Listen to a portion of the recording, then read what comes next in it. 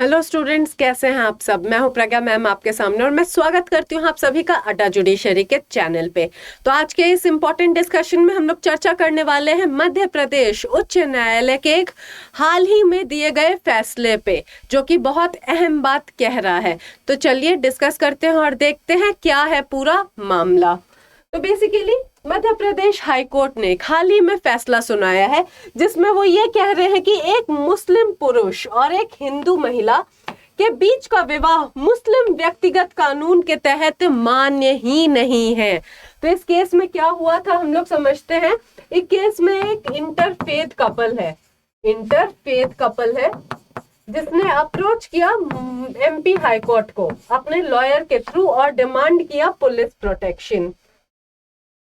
क्या डिमांड किया उन्होंने डिमांड किया पुलिस प्रोटेक्शन।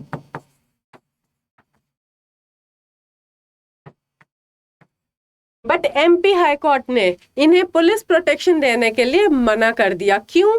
क्योंकि इस कपल में जो लड़की है वो कन्वर्ट नहीं करना चाहती थी और दोनों लिव इन रिलेशनशिप में भी नहीं रहना चाहते थे। तो एमपी हाई कोर्ट का कहना है कि चाहे आप रजिस्टर्ड मैरिज ही क्यों ना कर ले स्पेशल मैरिज एक्ट के अंडर, बट ऐसी शादी जो है वो मुस्लिम पर्सनल लॉ में अलाउड ही नहीं है, वैलिड ही नहीं है। देखते हैं आगे। जस्टिस गुरपाल सिंह का कहना है कि एक marriage between a Muslim man यानी कि मुस्लिम पुरुष और Hindu women would be treated as an irregular marriage under Muslim personal law even if they marry under the special marriage act। तो नो मैटर आप रजिस्टर्ड मैरिज कर ले, एक हिंदू इंसान और एक मुस्लिम पुरुष, ठीक है, एक हिंदू महिला और एक मुस्लिम पुरुष की शादी जो है वो वैलिड नहीं होती है। वो क्या होती है? फासिद होती है, इरेगुलर होती है under the Muslim personal law, चाहे भले ही वो स्पेशल मैरिज एक्ट के अंडर क्यों ना शादी कर ले। आगे बढ़ते हैं। अदालत ने कहा विशेष विवाह अधिनियम, ठीक है, ये विशेष विवाह अधिनियम यानी स्पेशल मैरिज एक्ट ये अलाउ करता है इंटर रिलीजियस मैरिजेस, ठीक है, इंटरफेथ मैरिजेस जो है ये अधिनियम अलाउ करता है के तहत विवाह उस विवाह को वैध नहीं बनाएगा जो अन्यथा व्यक्तिगत कानून के तहत निषिद्ध है। इसका मतलब स्पेशल मैरिज एक्ट में की गई शादी भी वैलिड नहीं मानी जाएगी अगर वो पर्सनल लॉ के अगेंस्ट है, ठीक है। पर्सनल लॉ में अगर वो शादी वैलिड नहीं है तो स्पेशल मैरिज एक्ट के अंडर भी वैलिड नहीं होगी। क्यों? क्योंकि पर्सनल लॉ जो है उसको प्रोहिबिट करता है। यानी कोर्ट कहना चाह रहा है कि पर्सनल लॉ ओवर रूल करता है, ठीक है, स्पेशल मैरिज एक्ट को ओवर कम करता है, स्पेशल मैरिज एक्ट को प्रिवेल करता है स्पेशल मैरिज एक्ट पे, ठीक है। ये कहने हैं कोर्ट का कि section 4 of the special marriage act provides that if the parties are not in a prohibited relationship then only marriage can be performed। बात ये है कि अब ये प्रोहिबिटेड रिलेशनशिप की जो डेफिनेशन है, क्या डेफिनेशन है, क्या इंटरप्रिटेशन है, क्या एक स्पेशल मैरिज एक्ट जो कि एक कंप्लीटली लॉ ही इसलिए लाया गया था ताकि interfaith couple, inter religious couple आपस में शादी कर सके, ठीक है। तो क्या इंटरप्रिटेशन दी जा सकती है प्रोहिबिटेड रिलेशनशिप को? क्या एक हिंदू लड़की और मुस्लिम लड़के क्या कभी शादी कर ही नहीं सकते हैं? क्या वो फॉल करेंगे with in the interpretation of prohibited relationship? अगर लड़की कन्वर्ट नहीं करना चाहती है तो, ठीक है, क्या बिना कन्वर्ट किए वो शादी नहीं कर सकते हैं? ये तो अब आने वाला वक्त ही बता पाएगा, क्योंकि इलाहाबाद हाईकोर्ट का एकदम रिवर्स फैसला है, ठीक है।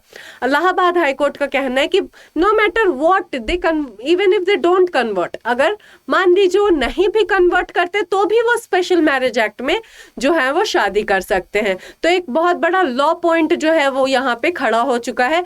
अब देखते हैं कि क्या ये मामला सुप्रीम कोर्ट जाएगा या क्या इंटरप्रिटेशन हो सकती है इस फ्रेज प्रोहिबिटेड रिलेशनशिप की। आपको क्या लगता है, क्या ऐसी शादियों को वैध मानना चाहिए या नहीं? कमेंट सेक्शन में मुझे जरूर बताएं।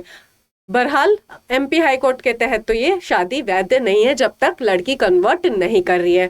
और इलाहाबाद हाई कोर्ट क्या कह रहा है कि आपको कन्वर्ट करने की जरूरत नहीं है, आप स्पेशल मैरिज एक्ट में भी जो है वो शादी कर सकते हैं। तो आपका क्या टेक है, आपका क्या ओपिनियन है, कमेंट सेक्शन में मुझे जरूर बताइए। आज हमारे मंथ एंड सेल का लास्ट डेट है, ठीक है। और मंथ एंड सेल में जो आपका जुडिशियरी लेजेंडरी महापैक है वो काफी ज्यादा अफोर्डेबल रेट पे आपको मिल रहा है। और इस जुडिशियरी लेजेंडरी महापैक में अगर आप एडमिशन लेते हैं तो आप सारे स्टेट के जुडिशियल सर्विसेज एग्जाम की तैयारी कर सकते हैं। इसमें ना कि सिर्फ मेजर लॉज बल्कि माइनर लॉ, जजमेंट राइटिंग सब कवर होगा। और पढ़ाऊंगी मैं ही आपको इस जुडिशियरी लेजेंडरी महापैक में। तो अगर आप मुझसे पढ़ना चाहते हैं तो जरूर ज्वाइन करिए जुडिशियरी लेजेंडरी महापैक। और ये और सस्ता हो जाएगा मेरा कोड लगाने के बाद, तो कोड जरूर यूज करिए पीजे लाइव और बेनिफिट उठाइए कम प्राइस में जुडिशियल सर्विसेज की तैयारी का विथ एक्स्ट्रा बेनिफिट वैलिडिटी, ठीक है। 2x validity plus 3 months extra validity पे जो ये है आपके लिए अवेलेबल है। जुड़े रहिए आप मुझसे। अड्डा ऐप पे भी एकदम फ्री क्लासेस लेती हूँ मैं मंडे टू फ्राइडे 2 बजे से लेके 2:30 बजे तक। और उसमें हम लोग अभी डिस्कस कर रहे हैं MCQs ऑन भारतीय साक्ष्य अधिनियम, ठीक है। तो ऐसे ही इंटरेस्टिंग सेशंस के लिए आप मुझसे जुड़े रहिए। मैं कोशिश करूंगी कि जो गलतियां मैंने की हैं अपनी प्रिपरेशन में वो गलतियां तो मैं आपको बिल्कुल ना करने दूं, और आपका ये जो प्रिपरेशन है वो कंटिन्यूअस रहे और आपका जो फाइनल एम है, जो जज बनने का सपना है, वो जरूर साकार कर पाऊं मैं अपनी हेल्प से, अपनी गाइडेंस से। तो जुड़िए मेरे साथ जुडिशरी लेजेंडरी महापैक में। अगर आपको ये डिस्कशन अच्छा लगा तो वीडियो को लाइक कर दीजिए। कमेंट में मुझे आप बता सकते हैं जो भी आपका ओपिनियन है, या कोई ऐसा टॉपिक है जिस पे आप चाहते हैं कि मैं सेशन लूं, वो भी आप मुझे कमेंट सेक्शन में बता सकते हैं। अगर आपको ये कंटेंट इंटरेस्टिंग लगता है तो चैनल को सब्सक्राइब जरूर करें और जुड़े रहिए अड्डा जुडिशरी से। Thank you so much guys, have a great day ahead.